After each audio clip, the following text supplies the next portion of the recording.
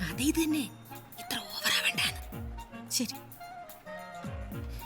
കുട്ടികളുടെ അച്ഛൻ ജീവിച്ചിരിപ്പില്ലല്ലോ. ആ, ഈ ലെവലിൽ പോയാ മതി, അല്ലെങ്കിൽ പൊളിഞ്ഞു. ഏതോ വാക്ക് പറഞ്ഞ വാക്കായിരിക്കണം.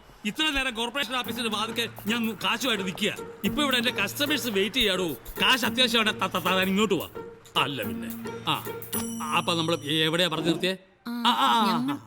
നിങ്ങളുടെ കയ്യിൽ 30 ലക്ഷം രൂപയുണ്ട്. അതിവിടെ നിക്ഷേപിക്കണം. അതിനുള്ള പലിശ മാസാമാസം നിങ്ങൾക്ക് കിട്ടണം. അത് തന്നെയാണല്ലോ എന്റെ തൊഴില്. ആളുകൾ എനിക്ക് പണം കൊണ്ടു തരുന്നു, ഞാനത് മറ്റുള്ളവർക്ക് കൊടുക്കുന്നു. ഒരു ഇടനിലക്കാരൻ പണം തരുന്നവരോട് ഇക്കാലം വരെ ഇത് എവിടുന്ന് കിട്ടി, എങ്ങനെ കിട്ടി എന്ന് ഞാൻ ചോദിച്ചിട്ടില്ല. അതെന്റെ ആവശ്യമില്ല.